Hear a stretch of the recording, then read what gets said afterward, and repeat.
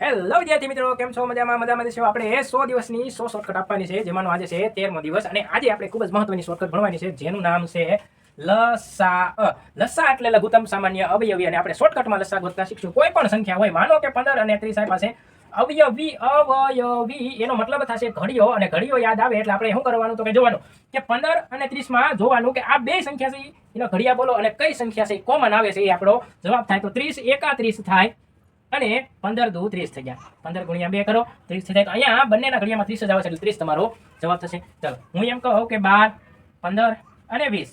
અહીંયા આપેલી સંખ્યા છે, અહીંયા મોટી સંખ્યા જુઓ, વચ્ચેની સંખ્યા જુઓ અને નાની સંખ્યા જુઓ, ત્રણેય જોઈએ. તો 20 21 20 40 20 30 60. 12 ના ઘડિયામાં 60 આવે તો કે હા, અને 15 ના ઘડિયામાં 60 આવે તો કે હા, તો કે 60. 12 એકા 12 12 2 12 13 17 12 45 12 50 ને 60 થશે. 15 ચોક 60 થાય અને 20 તેરી 60 થાય. તો અહીંયા એનો મતલબ એવો થાય વિદ્યાર્થી મિત્રો કે ત્રણેય સંખ્યાના ઘડિયા બોલવાના. ઘડિયો બોલતા જે સંખ્યા કોમન આવે, ત્રણેય ઘડિયામાં સામાન્ય આવે, તેને તેનો લસા કહેવામાં આવે છે. હવે એક વસ્તુ બીજી કે જો કન્ટિન્યુ સંખ્યા હોય, માનો કે 7 અને 8 નો લસા તમારે કેવો હોય, તો 7 અને 8 નો લસા એટલે 7 ગુણ્યા 8 કરી નાખવાનો, આ બેનો ગુણાકાર કરી નાખો. 7 ગુણ્યા 8 કેટલા થઈ જશે? 56. તો આનો લસા કેટલો થશે?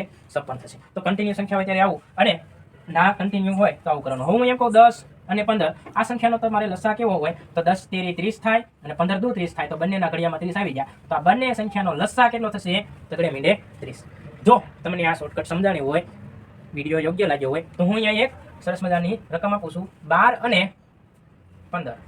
12 અને 15 નો લસા કેટલો થાય? લસા ખૂબ જ મહત્વનું છે. તો 12 અને 15 નો લસા કેટલો થાય તે તમારે કોમેન્ટ કરવાનું છે. Thank you. જય હિન્દ, જય ભારત.